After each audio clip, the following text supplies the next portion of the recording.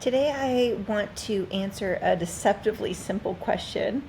And maybe this is where I should have started, because if I'm saying America chooses love, we have to know what we're choosing. So, starting with a definition of love and how love shows up and how we show up in love is an important place to start. And by defining it, you can tell like how it can change our lives. It can change the life of our family. It can change our politics. And so I want to start with this definition. And I'm drawing from Bell Hooks's book, All About Love. If anybody knows me, I'm kind of a geek. I'm generally, reading like 7 or 8 books at the same time. I just finished Bell Hooks's book, All About Love, and it is absolutely amazing. So I highly, highly recommend it. And what I'm going to be talking today is inspired by her book. Love is just thrown around. I love pizza. I love you, man. Hey, I love going on walks. Love is used for everything. This is why I think that it's important that we have a clear definition, because it tells us how we behave, where we're going. And without a shared definition, we mistake intense feelings like lust for love. And we will also excuse harmful behavior because, well, they meant well and they love me. And then we start to feel lost when those butterflies start to fade, or the intensity of that initial love feeling starts to settle. Without clarity, we can't practice love, and we can't hold ourselves accountable. It's an agreement, like when you exchange your vows. This is what I promise that I will do when I say I love you. This is what I promise I won't do when I say I love you. And what I love about her definition is she talks about love is the will to nurture not only our own but another's spiritual growth, and through action.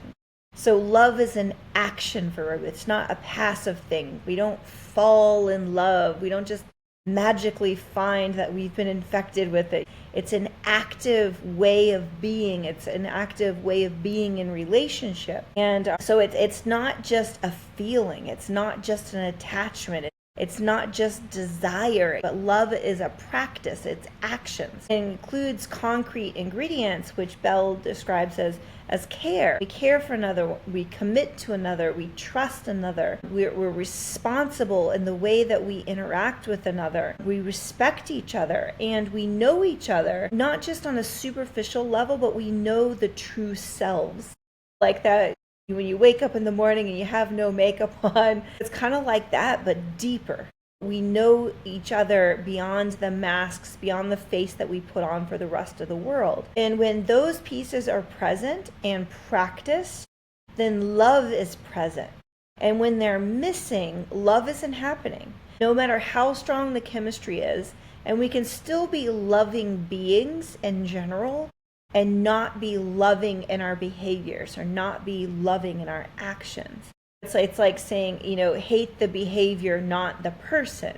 So the person can be, not in a loving energy, not be loving in their actions, but still be a loving being. And sometimes we need to set boundaries even for loving beings. And so, there are also a lot of things that love is not. And some of the ways that Bell Hooks defines them, she talks about how love is not cathexis. And that just means that that's the emotional investment. When we say, like, I will do certain things, I am bonded to you, I'm attached to you. You can be deeply attached and it still not be loving. We see parents, they're attached by that familial bond, but they're not loving in the way that they treat their children or the way they treat their spouse. Love is not sentimentality. They're not pretty words without responsibility or respect. That is not love. Love is not control or sacrifices that erases the self. You're still an individual. There's a healthy individuation even in love. And love honors both people's growth, including your own. So it isn't sacrificing yourself for the other, but it's a mutual beneficial relationship. Love is not secrecy or dishonesty. Love requires truth telling. Even when it's hard, even when we have to move through difficult things, love tells the truth. And without honesty, trust doesn't exist and love doesn't exist. And love starts to collapse without this trust. Love gives us clarity. We can actually see what's happening. We can see where love may need to grow or be strengthened, and is care there, is respect there, is responsibility there, or not. And then that gives us places where maybe we can start to grow together.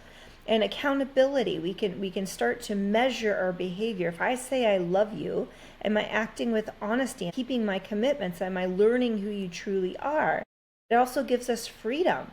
When we stop tolerating harm labeled as love, we can leave the dynamics that stunt our growth and build the relationships where love is actually practiced, not just promised. These micro practices, these daily practices, these moment to moment practices, they're what really align us in love. The care helps you to feel safe and seen. And commitment, make one small promise you can keep, then keep it. Trust, tell the truth kindly, consistently. Repair when you mess up. And responsibility, own your choices. Apologize without excuses and make amends in a concrete way. And respect, treat differences as information, not threat. No eye rolling, no contempt. And knowledge, stay curious about the other person. Like, teach me how to love you better. Keep learning each other. Self-love is not self-indulgence. A lot of times we think that love is gratuitous, it's gluttonous, it's self-indulgent.